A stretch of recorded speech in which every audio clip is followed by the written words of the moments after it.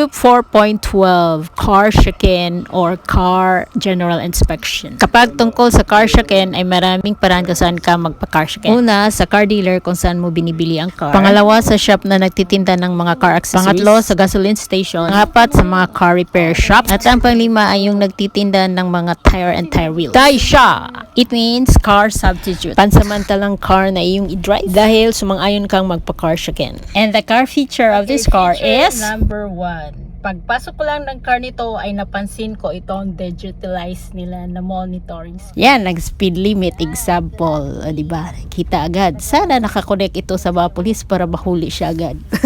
Siyempre, hindi rin papahuli ang mga buttons, kapansin-pansin.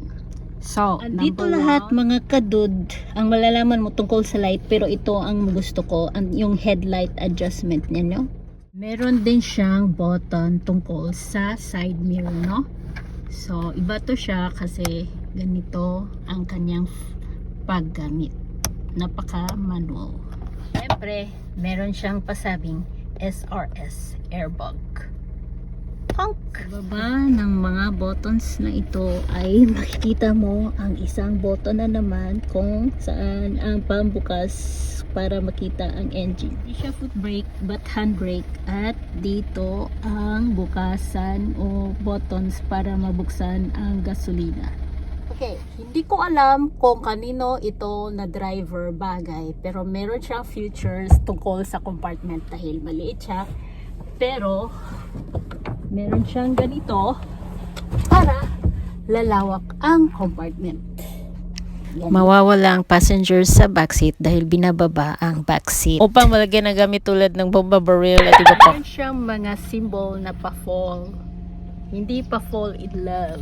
Pwede na rin. May love ka rin ng car dito. Dahil sa ilalim nito ay tire stand upang maiangat ang gulong na kailangan palitan. Meron siyang bomba para hindi pang blast kundi pamlagay ng hangin sa mga gulong na kung hindi naman punctured tire ay meron siyang snow tire chain para sa winter season na heavy snow. Ang back window. Nakikita mo ang face ko. Hindi tama. Yung line. Makikita ka ng line. Ang line na yan ay connected to car electricity through the power of car battery. May button doon na ituturo ko sa inyo mamaya. Pindutin ang button na yun para matunaw ang frozen window during winter season at maalis ang fog during rainy season. Ulit ha, di ba may mga line na makikita mo dyan sa backseat? Yan, ang tinutukoy ko. So, ito yung buttons niya.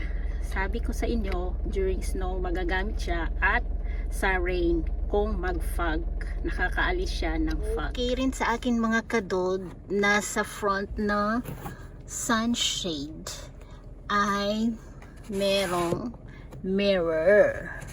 Diba? Hindi lang yung driver ang magmi-mirror, pati rin yung passenger. Hindi ko bet ang mga upuan sa front, pero yung mga pintuan ay may built-in na speaker. O diba? Ready for music. Or ay kailangan malaman mo na may sticker dito tungkol sa gulong at tungkol sa engine.